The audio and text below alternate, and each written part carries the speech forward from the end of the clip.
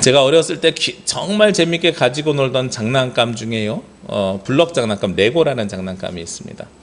어렸을 때부터 아마 성인이 될 때까지 그걸 잘 가지고 노는 것 같아요.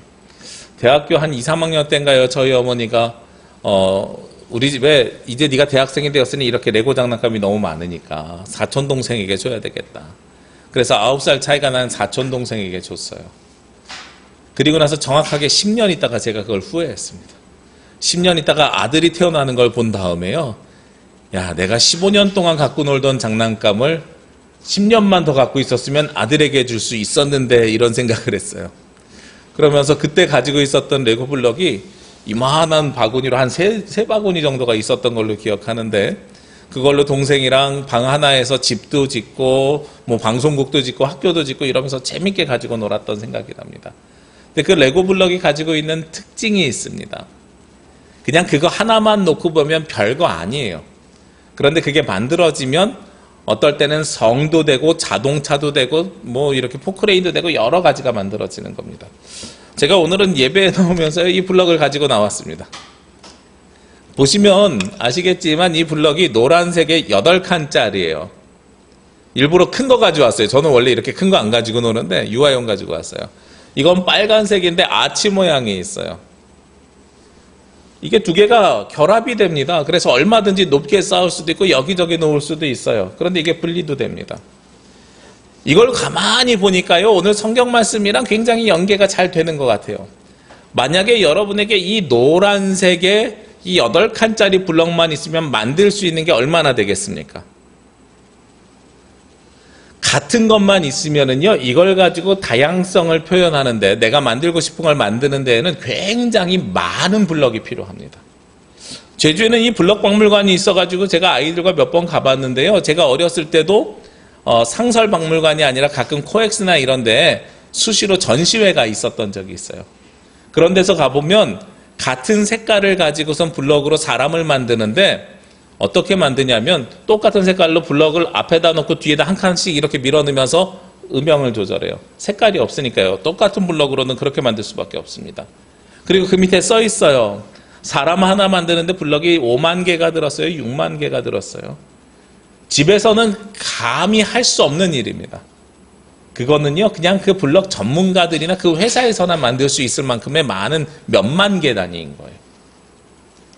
그러면 작은 수의 블럭으로 내가 만들고 싶은 것들을 만들고 표현하려면 어떻게 돼야 되는가? 우리 아이들이 가지고 있는 블럭들 자세히 보시라고요. 그러면 작은 수를 가지고 다양한 것을 표현하려면 그 블럭의 모양과 모습이 다양해야 됩니다. 노란색이 8칸짜리만 있는 게 아니고요, 빨간색, 파란색, 초록색이 있어야 되고요, 4칸짜리도 있어야 되고 2칸짜리도 있어야 되고 1칸짜리 있어야 되고 끝이 세모난 것도 있어야 되고 동그란 것도 있어야 되는 거예요. 그렇게 다양해야 작은 수의 블럭을 가지고 여러 가지 모양, 내가 만들고 싶은 것들을 만들어냅니다. 하나의 온전한 것들을 만들어낼 수 있어요. 똑같은 블럭만 100개 있잖아요. 그러면 이걸 가지고는요, 벽돌 쌓기처럼 이렇게 쌓다가 끝나요. 온전한 모양이 나오지 못합니다. 이게 왜 중요하느냐? 우리가 오늘 성경에 나오는 이 본문 말씀은 아주 잘 알고 있는 말씀입니다. 교회는 그리스도의 몸이고 우리는 그 몸을 이루고 있는 지체인데, 만약에 이 지체가요, 굉장히 큰 교회라면, 몇만 명이 모이는 교회라면 비슷한 색깔을 가지고 있는 사람들이 많이 있어도 그 안에서 작품이 생기고 구별이 되고 온전하게 만들어질 수 있어요. 그런데 우리 교회처럼 몇십 명이 안 되는 작은 교회잖아요. 그럼 이 작은 교회가 온전하게 되려면 똑같은 색깔과 똑같은 모양이 있어서는 안 된다는 거예요. 오히려 다양한 모양과 다양한 색깔들이 있어야 이 안에 조화를 이루고 이것이 서로 합쳐졌을 때 온전하게 작품을 만들어낼 수 있다는 겁니다. 작을수록 다양해야 되는 거예요. 그런데 우리는 거꾸로 생각해요. 아, 교회가 작으니까 다양한 일들은 못해. 그러니까 우리는 모두 하나로 이렇게 가자. 이런 의식이 어디서 나왔을까요? 우리가 어렸을 때 받았던 교육 때문에 저는 그런 것 같아요. 저희 세대까지가 반공교육을 받았습니다. 제가 정확하게 기억하는 것이 뭐냐면, 제가 고등학교 입학할 때 교련복을 샀어요. 저희 학교는 교복을 안 입는 학교라서 교복은 안 사고 교련복을 샀는데, 제가 고등학교 3학년 되니까 올해부터는 교련복을 안 사도 된대요. 학교에서 더 이상 군사훈련을 안 시키겠대요. 더 이상 군인 출신이 대통령이 아닌 거예요. 그러면서 차라리 교복을 입히기 시작을 해요. 이게 변화가 일어났어요. 그러면서 무슨 교육이 사라졌냐면 반공교육이라는 것이 사라졌어요. 저는 이 반공교육이랑 우리나라의 이 경제성장이라는 이 두 가지가 맞물려 가지고요, 우리가 어떻게 되기를 원했냐면 개인의 인격이나 개인의 다양성에 대한 존중보다는 전체를 위해서 우리가 비슷한 색깔로 맞춰가는 교육을 받고 자랐다고 판단하고 있습니다. 그래서 우리 어르신 세대하고 요즘의 젊은 세대가 생각의 차이가 나는 것은 바로 그런 차이인 거예요. 시대의 차이이고 교육의 차이입니다. 그래서 그때 우리가 어떤 일들이 있습니까? 우리가 식당 가면 보통 그렇게 하잖아요. 요즘은요, 식당 가면 아이들 하나하나에게 물어봐요. 너 뭐 먹고 싶니? 뭐 먹고 싶니? 이러죠. 과거에는 어떻게 주문했어요? 야, 음식 빨리 나오려면 통일하자. 짜장면, 짬뽕. 이렇게 이야기하는 것이 우리들의 모습이었어요. 제가 교육학을 공부하면서 관련된 책을 한 권 읽었었는데요. 그런 이야기를 해요. 한국 사람이랑 서양 사람들의 음식을 시키는 문화의 차이에 대해서 이야기를 하는데, 한국 사람들은 엄마가 식당에 가면 아이들 둘을 엄마가 데려가잖아요. 그럼 몇 인분 시킬까요? 2인분 시켜요. 먹는 총량을 기대해가지고 아이들이 1인분을 다 못 먹으니까 엄마가 조금 덜 먹더라도 2인분 시켜서 아이들이랑 나눠 먹는 거예요. 그런데 서양에서는 식당에 가면 음식을 어떻게 시키냐면 1인당 하나씩 시킨대요. 음식이 남아도 3인분을 시킨다는 거예요. 그러면서 그 교육학자가 무엇을 이야기하냐면 한국 사회에는 전체 3명이라는 가족 공동체가 먹을 총량이 중요한 의식 속에서 살아가고, 서양에서는 한 사람 한 사람의 선택을 존중하는 그 인격 속에서 살아간다. 이것이 문화가 가지고 있는 차이고 환경이 가지고 있는 차이다라는 거예요. 저는 뭐가 맞다 틀리다라는 말씀을 드리는 것이 아니고요, 우리가 지금 우리 교회에서 벌어지고 있는 이 모습들, 우리 남부교회가 아니라 한국교회에서 벌어지고 있는 이러한 모습들의 대부분이 어떤 의식 때문에 그러느냐, 메뉴를 통일하는 의식이 어떤 의식 때문에 그러느냐, 개인의 다양성과 인격을 존중하는 것보다 우리 전체가 우선되기 때문에 그렇고, 전체가 우선되기 때문에 무엇을 먼저 해요? 우리가 통일획일화라는 것을 너무 쉽게 하기 시작한다는 겁니다. 그런데 아까 서두에서도 말씀드렸던 것처럼 우리가 작을수록 다양한 역할들이 오히려 존중되어야 되는 거예요. 작을수록 다양한 색깔들이 모이기가 오히려 좋다는 겁니다. 왜냐하면 작을수록 한 사람 한 사람의 의견을 우리가 귀를 기울일 수 있고요, 그 사람의 의견을 조율할 수가 있어요. 그런데 교회가 크잖아요. 공동체가 크잖아요. 그러면 내가 이야기하는 것 동의하는 사람만 오세요. 반대하는 사람은 본인 맞는 대로 가세요가 되는 거예요. 그러니까 나랑 색깔이 똑같은 노란색만 오시고요, 초록색은 딴 데 가서 볼일 보세요. 아까 말씀드렸죠. 레고 블록 보니까 사람 하나 만드는데 대부분 몇만 개가 들어가요. 몇만 개가 들어가는데 사용되는 블럭의 숫자, 색깔은 별로 많지 않아요. 제가 입고 있는 이 몸을 가지고선 지금 레고 블럭을 만든다고 하면 제 몸에 양복 색깔 있잖아요. 이것만 한 4만 개가 들어갈 거예요. 얼굴 색깔에 10,000개가 들어갈 거예요. 몇 가지 색깔 쓰지 않는 거예요. 다양성을 가지고 작품을 만들어내는 것이 아니라 획일성을 가지고 거기에서 차이를 조금씩 두면서 작품을 만들어내는 것이 바로 많은 큰 공동체의 특징입니다. 그런데 작은 공동체일수록 각자 가지고 있는 다양한 색깔과 모양과 모습이 존중되고 그것이 합쳐져서 하나의 작품을 이뤄갈 수 있다는 거죠. 오늘 말씀이 시작되는 12절 말씀을 보시면은요, 몸은 하나인데 많은 지체가 있고 몸은 지체가 많으나 한 몸인 것 같이 그리스도도 그러하니라 라고 이야기하면서 우리의 몸을 누구라고 칭하고 있냐면 예수 그리스도라고 이야기하고 있습니다. 오늘 본문 말씀 제가 많이 설교한 것처럼 여러분들이 여길 수 있을 겁니다. 실제로 이 고린도전서 12장 본문 말씀을 설교한 적도 있고, 그런데 예수 그리스도가 몸이고 우리가 모두 지체입니다 라는 말씀이 에베소서에도 있고 로마서에서도 있고 여러 본문에 나와 있기 때문에 우리가 이 본문을 그대로 설교하면 굉장히 많이 다양하게 다룬 것처럼 여겨질 수 있어요. 맞습니다. 에베소 교회, 고린도 교회, 빌립보 교회, 로마서 교회에서 모두 이런 본문들을 다루는 이유가 있는 거예요. 왜 그러냐면 교회가 다양성을 존중하는 것이 아니라 무엇으로 가고 있기 때문에? 획일성으로 가고 있기 때문에 그랬던 거죠. 오늘 그 뒤에 있는 13절 말씀에 보면 무엇을 이야기하냐면 우리가 유대인이나 헬라인이나 종이나 자유인이나 다 한 성령으로 세례를 받아 한 몸이 되었고 또 다 한 성령을 마시게 하셨느니라. 우리가 출신이 다른 거예요. 유대인과 헬라인, 주인과 종 모두가 다른 모양과 모습을 가지고 있는 겁니다. 그런데 우리는 무엇으로 하나가 됐어요? 한 성령으로 하나가 되었노라 라고 말씀하고 있는 거죠. 굉장히 중요한 이야기입니다. 우리 지난주에도 말씀을 나눴고 그 앞에서도 말씀을 나눴습니다만 성찬에 대한 문제나 여러 가지 문제들이 다 어디에서 발생되었습니까? 서로가 가지고 있는 차이와 차별을 인정하지 않고 거기에 대해서 배려하지 않았기 때문이에요. 우리 고린도전서 11장 말씀해 보니까 성찬식에 사람들이 와가지고 밥을 먹는데 먼저 온 사람들이 많이 먹고 늦게 온 사람들이 나중에 먹어서 문제가 됐잖아요. 그런데 자세히 보니까 먼저 온 사람들이 어떤 사람들이라 그랬어요? 부자들, 주인들은 일이 일찍 끝나니까 먼저 와서 밥을 많이 먹고 종들은 집안일 다 마치고 오니까 와서 먹으려고 하니까 먹을 것이 없더라. 그래서 이것은 그냥 먼저 오고 나중에 온 문제인 줄 알았더니 나중에 알고 보니까 주인과 종에 대한 차별이었고 교회 안에서도 주인이 더 존중받고 종은 차별을 받는 모습이 있던 것에 대하여서 사도 바울이 문제 제기를 했던 거라는 거죠.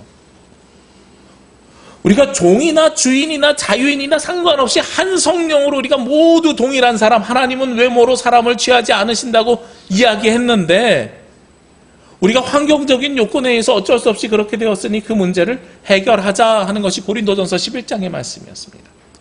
우리 오늘 고린도전서 12장에서도 비슷한 문제가 생겼습니다. 교회 안에서 하는 일과 사역에 대해서요, 높고 낮음을 사람들이 구별했나 봐요. 우리 지난주에 나눴던 말씀, 무슨 말씀 나눴어요? 방언에 대한 이야기 했었잖아요. 방언을 할 수 있는 사람은 신앙적으로 굉장히 뜨거운 사람이고 방언을 못하는 사람은 신앙적으로 차가운 사람이고 신앙이 없는 사람이야. 이런 논쟁이 고린도 교회에서 굉장히 중요하게 논의됐었나 봐요. 그러니까 고린도전서 그 뒤에 13장에서도 방언에 대한 이야기를 또 다루고 있습니다. 그 방언을 할 수 있느냐 없느냐를 가지고 하나님의 은사를 무엇을 받았느냐 가지고 높고 낮음을 교회 안에서 구별하기 시작했다는 거예요. 어머, 너 이런 것도 할 줄 몰라? 이런 구별을 하는 거죠. 그것을 오늘 고린도전서 12장에서는 무엇에 비유해서요? 몸에 비유해서 말씀하고 있다는 겁니다. 14절에서 16절 말씀에 보면 손이, 귀가, 눈이 이런 이야기들을 합니다. 내가 손이 아니고 몸에 붙지 아니하였다고 해도 몸이 붙지 아닌 것이다. 발은 나는 손이 아니야. 그 다음에 귀는 나는 눈이 아니야. 그러면서 서로 다른 사람을 보면서 다른 지체를 보면서 나는 네가 아니야 라고 이야기하는 거죠. 우리가 생각해 보시자고요. 우리 몸에요, 눈만 있다고 생각해 보시자고요. 걸어갈 수 있습니까? 그럴 수 없지요. 우리 몸에 손만 있다고 생각하시자고요. 걸어갈 수 있습니까? 그럴 수 없지요. 서로가 서로 다른 몸들, 지체들이 하나가 되어서 우리의 몸을 온전하게 이뤄갑니다. 근데 정말 신기한 거는요, 갓난 아기에게도 눈, 코, 입이 있어요. 손발이 있어요. 성인에게도 눈, 코, 입이 있어요. 손발이 있어요. 정말 놀랍지 않아요? 크기가 있는 것이 아니라 그 다양성들은 모두가 다 존중된다는 거예요. 아마 아이들 동화처럼 이 말씀을 표현하면 그런 다툼이 있었을 겁니다. 야, 눈. 발이 이야기하는 거예요. 눈, 너는 높이 있지? 아, 멀리 보고 눈만 가끔 껌뻑껌뻑하고 하는 일 없으니까 좋겠다. 나는 이 온몸에 무거운 거 너를 포함해갖고 다 내가 짊어지고 있어서 얼마나 힘든지 아니? 그럼 손이 그런 이야기 하죠. 팔에게. 야, 너는 그래도 가끔 의자에 앉아서 쉬잖아. 나는 쉬지 않고 이거 갖고 일해야 돼. 쉬는 시간이 없어. 손이 마를 날이 없어. 내가 너보다 더 힘든 것 같아. 그럼 눈이 또 그런 이야기를 해요. 나는 내가 뭘 하고 싶어도 껌뻑거리는 거 외에 내가 할 수 있는 게 하나도 없어서 난 답답해 미치겠어. 서로가 이런 이야기들을 할 수 있다는 겁니다. 우리가 하나님께서 주신 사명, 하나님께서 주신 그 섬기는 일이 뭐라 그랬어요? 우리 지난주에 선물로 주신 은사라 그랬어요. 그 은사를 우리가 받았는데 그 은사를 받아가지고 주님의 사명을 감당해서 살아가고 있는데 여기에 높고 낮음이 있습니까? 눈은 고층에 살고 있으니까 높은 사람이고 발은 저층에 살고 있으니까 낮은 사람이고 그런 거예요? 아니잖아요. 내 몸이 귀하면은요, 내 눈도 귀하고 내 손도 귀하고 내 발도 귀한 겁니다. 여러분들이 귀한 분이면 여러분들의 손도 귀하고 눈도 귀하고 발도 귀한 분들입니다. 우리가 그 몸이 어떤 분인지가 중요한 것이지 손, 발, 눈 여기에 가치가 있는 것이 아니라는 거예요. 그런데 우리는 높고 낮음을 자꾸 이야기합니다. 이것은 요즘 교회 안에서 벌어지는 어떤 일들, 우리 교회가 아니고요. 보통 일반적인 교회에서 벌어지는 어떤 일들이냐면 직분을 하나님께서 주시는 사명으로 알아야 되는데 직분으로 알아야 되는데 직분을 직위로 착각하는 경우에 생기는 일이에요. 직위는 위아래가 있지요. 위아래가 있어서 무슨 직분 위에 뭐 무슨 직분 위에 뭐 이렇게 계급처럼 생각할 때에 생기는 문제라는 거예요. 우리가 다음 주에요. 무엇을 하기로 했어요? 공동의회를 하기로 했죠. 공동의회를 하는 이유는 장로님을 피택하기 위함입니다. 단어를 잘 들으셔야 됩니다. 장로님을 피택하기 위함입니다. 일부 예배는 제가 기도를 하는데 기도문 가운데 기도문을 쓰면서 뭐라고 썼냐면 하나님, 다음 주에는 공동회를 통해서 장로님을 피택합니다. 우리의 이성과 우리의 생각으로 선출하는 것이 아니라 하나님의 영으로 피택하여 주옵소서라고 기도를 드렸어요. 굉장히 중요한 문구입니다. 형식은 우리 손으로 누구의 이름을 쓰는 선출하는 형식을 가지고 있지만 그러나 실제로 선출이 아니라 이것은 무엇이라고요? 하나님의 영으로 피택, 선택되어지는 역사가 일어나는 일인 거예요. 그래서요, 우리 교회는 계속해서 후보를 내지 아니하고 세례교회는 5년 이상 되신 분 누구나 여러분들 마음에서 생각나는 사람의 이름을 쓰라고 말씀을 드려요. 이게 교황청에서 교황을 뽑는 콘클라베의 형식이라는 거예요. 저는 이게 굉장히 성령께서 역사하셔야 가능하다고 생각을 합니다. 왜 그러냐면 로마서 8장에 보니까 우리가 생각하지 못하는 걸 누가 생각나게 해주세요? 성령께서 생각나게 해주시거든요. 그날만큼은 기도하고 오셔야 돼요. 그래서 건망증이 심한 분들도 갑자기 생각이 안 나던 게 생각날 수 있어요. 근데 평상시에 총기가 또렷하셨던 분들도 생각나셔야 되는 게 생각이 안 날 수도 있어요. 그럼 그게 누가 역사한 걸로 우리가 믿어야 돼요?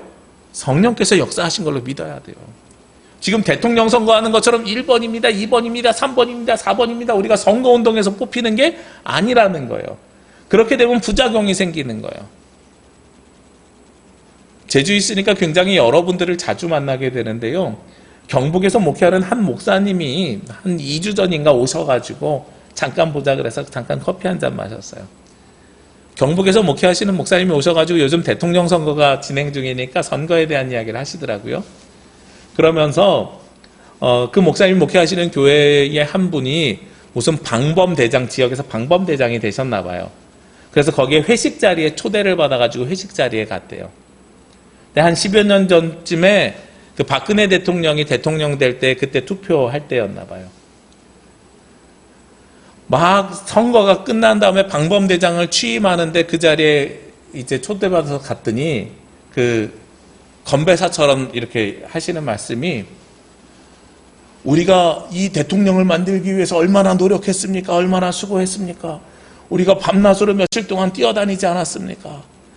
이제 박근혜 대통령이 세워졌으니 내가 이제 대통령 만나가지고 우리 지역에 이러이러한 문제 해결하겠습니다. 그랬더니 옆에서 막 박수치들 하는 거예요. 제가 그 얘기를 듣고 방범대장 취임식에서 대통령 만나서 지역의 문제를 해결한다고요? 하고 반문을 했어요. 그랬더니 그렇다는 거예요. 그러면서 우리 손으로 뽑았으니, 우리가 도와서 뽑았으니 우리는 정당하게 요구할 수 있습니다. 라는 거예요. 우리가 한번 생각해 보시자고요. 제가 어느 지역인지도 잘 모르는데 지역에 있는 방범대장이 청와대 가서 나 대통령 만나러 왔습니다. 그러면 대통령이 만나줘요? 그리고 그렇게 만나준다고 해서 일단 만났다고 가정해 봅시다. 그래서 우리 지역에 이러이러한 문제가 있으니 해결해 주시오. 그러면 문제가 해결돼요? 합리적으로 판단해가지고 그 지역에 필요한 것들을 해결해 주는 것이 대통령의 역할이잖아요. 근데 사람들이 어떤 착각을 가지고 있냐면 내가 선거운동을 해서 저 사람이 당선되는 걸 도와줬으니 내 요구를 당연히 들어줘야 됩니다. 라고 이야기할 수 있다는 거예요. 그것은 박근혜 대통령이나 문재인 대통령이나 누구를 도와줬든 도와주는 사람들이 그렇게 착각하면서 도와주는 일들이 많이 있다는 겁니다. 그래서 저는 교회에서 직분자들을 세울 때에 선거운동에서 세우는 게 아니라 성령께서 피택하셔야 된다고 생각합니다. 오늘 성경에서도요, 우리가 모두가 다른 모양과 모습이지요. 유대인이나 헬라인이나 자유인이나 종이나 다 다른 모습이지만 누구로 하나가 됐어요? 한 성령으로 하나가 되는 거잖아요. 성령께서 우리를 하나 되게 하여 주셨고 성령께서 그 직분을 맡겨주셨다는 것을 오늘 말씀하고 있는 겁니다. 우리가 각자 다른 모양과 모습을 가지고 있지만 성령께서 그 역할들을 감당하시는 거예요. 그러면서 우리가 또 한 가지 기억해야 될 것이 있어요. 손과 발과 귀, 눈, 오늘 성경에서 이렇게 언급이 되니까요. 이 직분들은 각자 어떤 역할들을 감당해야 되냐면 고유의 역할을 감당해야 됩니다. 각자 자기의 고유의 역할을 감당해야 그 일이 충실하게 수행될 수 있습니다. 코로나에 걸리고 나서요. 그 뒤에 후유증이 있는 사람이 있고 없는 사람이 있더라고요. 요즘 보니까 무슨 뭐 자가진단 키트를 장난삼아 했더니 내가 양성자였더라 이런 사람들도 나온대요. 오미크론이 무증상이 많아가지고 그런 사람들도 있다 그러더라고요. 우리 한 사람께서 목회하셨던 손범준 목사님이 지난 명절에 부모님 만나러 육지에 갔는데 갔다 와서 3일 만에 동생이 코로나에 확진됐다는 연락을 듣고 본인도 갔더니 본인은 괜찮았는데 사모님이랑 아들이 확진이 됐대요. 그래서 아들 자가격리 시키고 본인들도 혹시 몰라서 방 따로 쓰고 화장실 따로 쓰고 집에 있는데 3일 있다 또 검사 받았더니 그 다음에 목사님이 확진이 된 거예요. 근데 사모님은 그때 또 음성 나왔대요. 그래서 사모님 괜찮나 보다 그랬는데 사모님이 학교 선생님이라 혹시 몰라서 학교 가기 전에 또 한 번 검사 받았대요. 일주일 있다가. 그랬더니 사모님이 또 확진됐대요. 3일, 4일, 일주일 이렇게 돼가지고 처음 시작한 사람부터 마지막 끝나는 사람까지 한 3주를 넘게 집 밖에 못 나오고 있었다는 거예요. 그리고 나서 어제 집 밖에 처음 나와가지고 커피를 한 잔 마시러 갔대요. 근데 맛이 안 난대요. 커피 마시러 나와서 너무 좋았어. 그래서 오랜만에 커피 마시는 맛이 어떻습니까? 그랬더니 근데 맛이 안 나. 이러시는 거예요. 나중에 회복될 수 있겠지만 당장은 입이, 미각이 그 역할을 감당하지 못하는 거죠. 눈이 눈의 역할을 감당해야 되고 입이 입의 역할을 감당해야 됩니다. 제가 지난주에도 말씀드렸지만 우리 교회가 저는 두 분의 장로님이 피택되기를 원하는데요. 그런데 피택되는 장로님들이 똑같은 역할을 감당하실 분들이 피택되어야 된다라고 생각하시면 안 됩니다. 지금 우리 당회에는 저하고 유상근 장로님 계시잖아요. 저하고 유상근 장로님이 감당하지 못하는 일들을 하실 분들이 세워져야 되는 거예요. 그래서 이 다양성들이 나중에 하나로 딱 모여졌을 때 온전하게 하나가 되면 그것이 얼마나 은혜롭겠습니까? 그렇죠? 똑같은 생각과 똑같은 기능을 가지고 있는 사람들이 되는 것이 아니라 서로 다른 모양과 다른 모습을 가지고 있는 분들이 피택되어야 교회가 온전하게 세워져 갈 수 있다는 겁니다. 그게 바로 하나님께서 사람을 세워가는 방법이고요. 교회 공동체를 세워가는 방법입니다. 오늘 이 비유를 이야기하는 것이 무엇이라 그랬어요? 12절의 전제가 우리의 몸은 그리스도니라 그러니까 즉 교회를 세워가는데 교회 안에 직분자들의 다양성을 이야기하는 거예요. 우리가 고유의 역할을 감당한다는 것은 그것의 다양성을 인정한다는 겁니다. 서로가 가지고 있는 잘할 수 있는 역할이나 서로가 하고 있는 모양의 모습의 차이를 인정한다는 겁니다. 그것이 다양성이라는 거예요. 우리 짜장으로 통일하지 이게 교회에서 있어서는 안 된다는 거예요. 통일이 아니라 서로 다른 것들을 가지고 서로 존중해 가야 되는 거죠. 그런데 서로 다른 것들이 하나로 만들어지면은요, 그것이 훨씬 더 힘이 있는 모습을 가져가게 됩니다. 그러면서요, 우리는 지도자들이 꼭 큰 역할을 해야 된다고 생각하는 착각을 하기도 합니다. 물론 사람을 품는 품은 넓어야 될 것으로 저는 생각합니다만, 그러나 그 역할은 때로는 작은 역할들도 필요할 때들이 있습니다. 오늘 성경에 보면 21절 말씀에 눈이 손더러 내가 너를 쓸데없다 하거나 또한 머리가 발더러 내가 너를 쓸데없다 하지 못하리라. 그러면서 22절에요. 그뿐 아니라 더 약하게 보이는 몸의 지체가 도리어 요긴하고 우리가 몸에 덜 귀히 여기는 그것들을 더 귀한 것들로 입혀주며 하고 말씀하고 있습니다. 작은 것들이라도 훨씬 더 요긴할 수 있노라라고 이야기하는 거예요. 지난 명절 주변에요, 갑자기 제가 사무실에서 쓰던 컴퓨터가 잘 안 켜지는 거예요. 그런 일이 없었는데. 이 컴퓨터가 안 켜지면 주보도 못 만들고, 그리고 요즘 세번역 성경통도 이렇게 녹음한 것도 편집하고 해야 되는데 일이 안 되잖아요. 그래서 컴퓨터를 다 분해해가지고 청소를 하고 다 다시 맞춰서 꼈어요. 꼈는데 다 다시 맞춰서 낀 다음에는 이번에는 컴퓨터는 잘 켜지는데 무슨 문제가 생겼냐면 밍 하는 소리가 없던 소리가 생겨났어요. 왜 그럴까 생각해 봤더니 여러 나사들을 다 이렇게 끼는데 하드디스크를 연결하는 나사가 제 손톱 반만한 거, 새끼 손톱 반만한 나사가 아무리 찾아도 없어가지고 한쪽에만 끼고 한쪽은 그냥 내버려뒀더니 이 균형이 안 맞아가지고 계속 윙윙 하는 소리가 들리는 거예요. 찾다가 포기하고 그냥 썼어요. 근데 어제 한 달 만에 사무실 청소기를 한 달 만에 돌렸다는 게 아니라 청소기를 돌리는데 한 달 만에 청소기에 후루룩 빨려 들어가는 소리가 뭐가 나는 거예요. 조그만 게 타라락 소리가. 그래서 청소기 필터를 열어가지고 꺼내봤더니 그 조그만한 나사가 한 달 만에 발견이 된 거예요. 얼마나 반갑든지요.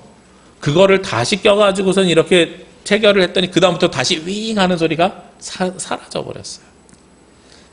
아무리 작은 거라도 그것의 쓰임새는 있기 마련입니다. 그것의 쓰임새는 있고요. 그 작은 것이 필요하니까 원래 있었겠지요.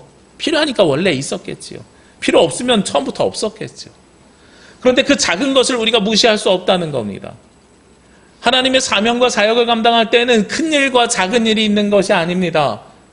모두가 다 필요한 일들이라는 겁니다. 그리고 우리의 교회에 필요한 일꾼을 세워가야 되는 것이 맞는 겁니다.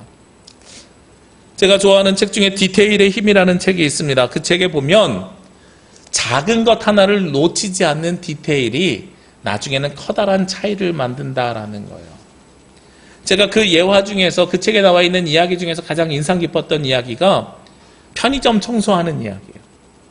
저도 대학 다닐 때 편의점에서 아르바이트를 해봤는데 편의점 아르바이트를 시켜보면 청소하는 유형이 두 가지가 있다는 거예요. 걸레질을 하는데. 걸레를 밀며 앞으로 나가는 사람, 뒷걸음질 치면서 걸레질을 하는 사람. 어떤 차이예요? 걸레를 밀면서 앞으로 나가는 사람 훨씬 더 빨리 청소하겠지만 본인이 청소했는데 뒤를 돌아보면 뭐가 남아있어요? 발자국이 남아있어요. 뒷걸음질 치면서 청소하는 사람은요. 그 속도는 느리지만 그것이 싹 마르면서 무엇이 사라져요? 발자국이 사라져요. 그 당시에는 그것이 별로 차이가 안 나지만 이 작은 디테일이 나중에 어떻게 바뀌어요? 만약에 그 편의점의 점주가 혹은 매니저가 필요하게 되면 사장 입장에선 둘 중에 어떤 사람을 사용하겠어요? 디테일이 있는 사람을 사용하는 거죠. 아주 작은 거라도 요긴한 것은요, 지금 당장은 티가 나지 않지만 끊임없이 그 일을 계속 해나갈 때에는 큰 차이를 가지고 오는 것이 이 디테일의 힘입니다.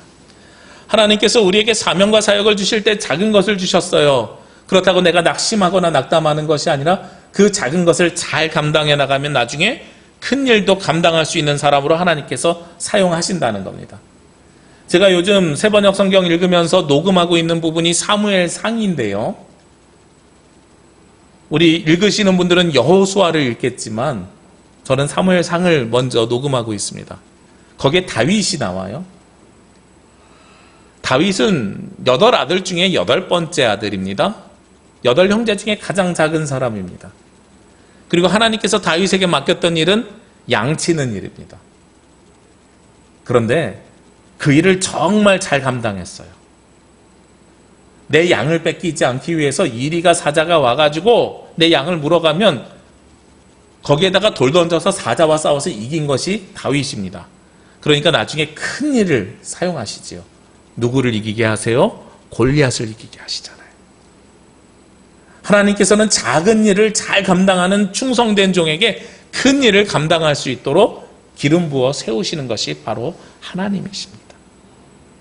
그렇기 때문에 우리가 작은 일이라고 그것을 부족하다, 작다, 그것을 무시하는 것이 아니라 그 일도 귀히 여길 수 있는 하나님의 사명자들이 되어야 되는 거죠. 마지막으로요, 26절 말씀에 보면은요, 그렇게 각자의 역할을 감당하지만 우리 모두는 어떻게 돼 있어요? 하나로 연결되어져 있습니다. 앞에서도 한 성령이 우리를 하나 되게 하셨고 26절에도 만일 한 지체가 고통을 받으면 모든 지체가 함께 고통을 받고 한 지체가 영광을 얻으면 모든 지체가 함께 즐거워하느니라. 어떻게 돼 있다고요? 한 사람의 아픔으로 한 사람의 고통으로 모두가 아플 수 있고 한 사람의 영광으로 모두가 영광을 얻을 수도 있는 거죠. 이것이 바로 우리가 한 몸이라는 증거이고 한 몸 된 사람들이 누리는 기쁨과 행복입니다. 여러분 어디 아파 보셨지요? 한 2, 3주 전인가요? 저희 둘째 아이가 손에 사마귀를 레이저로 치료를 했어요. 아프대요. 목욕할 때도 불편하대요. 목욕하고 나면 항상 소독해줘야 돼요. 딱지가 지고 아물 때까지 아픈 거예요. 요거 하나 아픈데 요거 치료하고 온 날이요. 굉장히 일찍 잠에 골아 떨어졌어요. 그동안 굉장히 뭐 했냐면 긴장했었나 봐요. 아주 작은 것 하나 아프지만 우리는 온몸이 긴장하고 있습니다. 이게 한 지체가 고통당할 때 우리가 당하는 고통입니다. 마찬가지입니다. 반대로 한 지체가 영광을 얻으면은요, 그것을 통해서 우리 모두가 기뻐할 수 있는 것이 바로 공동체, 그리스도의 몸의 역할입니다. 저는 여러분들에게 부탁드립니다. 우리 다음 주에 귀한 교회 지도자를 피택해야 되는데 우리 온라인으로 예배 드리시는 분들도 가능하면 다음 주에는 참여해 주셨으면 좋겠어요. 우리 교단법이 아직은 전자투표나 아니면 온라인 투표, 부재중 투표를 인정하지 않고 있습니다. 공동회에 참석하셔야 회원권이 생겨요. 그러니까 다음 주에는 그래서 우리가 2부 예배로 연합으로 예배 드릴 건데 다음 주에는 가능하면 많이 참석해 주셨으면 좋겠어요. 그리고 참석하시기 전에 일주일 동안 기도하셨으면 좋겠어요. 기도하시면서 마음속으로 성령님께서 생각나게 해달라고 기도하셨으면 좋겠어요. 무엇이 생각나셔야 되냐면 우리가 세워져야 될 분의 성함이 생각나셔야 됩니다. 그래서 그 마음이 모아져서 3분의 2 이상의 찬성을 얻어야 우리가 하나님의 이름으로 귀한 지도자를 세울 수 있습니다. 그냥 머릿속으로 누가 좋겠어 오늘 집에 가면서 누구는 될 만한 사람이지 누구는 안 될 만한 사람이지 그렇게 하지 마시고요. 기도하십시오. 기도하시고 생각나게 하십시오. 온라인으로 예배 드리시는 분들도 기도 가운데 다음 주에는 가능하면 예배당으로 오셨으면 좋겠습니다. 그래서 많은 사람들이 오셔서 같이 동참해 주시는 것이 좋습니다. 제가 이 말씀을 드리는 이유가 있어요. 교회 지도자가 세워지는데 우리가 출석해가지고 만약에 우리 교인들이 보통 한 30명 정도 오셔서 투표하셨는데 다음 주에는 한 15명만 와가지고 10명이 찬성한다고 가정해 보세요. 그러면 대표성을 갖는데 어떻겠어요? 본인들이 불편한 마음이 있을 수 있는 거예요. 많은 분들이 오셔서 그 이름들을 축복하면서 기도하면서 써주셔야 우리가 그럴 수 있구나, 우리가 모두가 축복하는 가운데서 세워가는 것인데, 혹시 내가 잘못할까봐 이런 불편한 마음 갖고 오지 마시고요. 미리 공부하시고 기도하시고 오십시오. 공부하시고 기도하고 오셔가지고 기도 가운데 우리 귀한 분들을 세워가시자고요. 그리고 많은 사람들이 축복하는 데 세워가시죠. 제가 솔직히 말씀드리면 목사 안수 받을 때요, 목사 안수도 3분의 2, 부목사가 3분의 2의 찬성을 얻어야 되는데 1000명 정도 나오는 교회였어요. 그런 교회에서는 1000명이 모두 나와서 660명의 찬성을 받기가 어렵습니다. 그래서 보통 주일 저녁 예배 한 200명이나 300명 정도 에서 3분의 2 찬성 얻어갖고 200~300명 정도의 찬성으로 이렇게 축복받으면서 목사 안수를 받는데, 담임 목사님이 주일 저녁 예배 때 공동회에 광고는 했는데 까먹고 그냥 축도하고 끝내버리신 거예요. 그래가지고 신방 전사님이 교인들 다 집에 간 다음에 목사님 어떻게 해요? 그랬더니 문자 보내라고, 내일 새벽에 다시 하겠다고. 그래서 새벽 예배 때 30명 모여서 공동회를 한 거예요. 그래서 만장일치인데 마음으로는 되게 속이 상한 거예요. 아니 3분의 2여도 200명의 축복을 받는 것과 만장일치여도 30명의 축복을 받는 것과 제 마음속에 굉장히 불편함이 있는 거예요. 내가 이렇게 목사 안수를 받아도 돼? 그랬더니 이제 그 다음에는 안수 받을 때는 성도들 서명이 필요하거든요. 권사님들이 그 마음을 아셨는지 구역장님들이 집마다 돌아다니면서 그걸 다 받으셔가지고 몇백 장을 받아오시더라고요. 얼마나 감사했는지요. 우리 장로님은 서명은 받지 않습니다만, 네, 우리가 세워갈 때 귀한 은혜로 세워가는 역사가 일어났으면 좋겠습니다. 우리 성도님들 기도 가운데 오시고, 그리고 공부하셔서 오시고, 그래서 사람이 선출하는 것이 아니라 성령께서 피택하여 주시는 은혜로운 공동회가 될 수 있도록 한 주간 기도해 주시고, 그렇게 세워진 귀한 하나님의 일꾼이 그리스도의 몸된 교회를 잘 섬겨가는 귀한 지체가 될 수 있도록 함께 기도하시고 함께 준비해 주시는 저와 여러분이 되시기를 주의 이름으로 기도합니다. 기도드리겠습니다. 사랑과 은혜가 충만하신 아버지 하나님, 이 시간 주님 앞에 나와 기도하며 간구합니다. 그리스도의 몸된 교회를 세워가기를 원합니다. 하나님께서 역사하시고 인도하여 주옵소서. 하나님, 우리 모두가 각 지체임을 기억하게 하시고 높고 낮음이 아니라 필요한 일꾼임을 기억하게 하여 주셔서 한 성령으로 하나가 되어 주님께 영광을 돌리며 그리스도의 몸된 교회를 세워갈 수 있도록 주님 함께하여 주시옵소서. 이 모든 말씀 예수님의 이름으로 기도합니다. 아멘.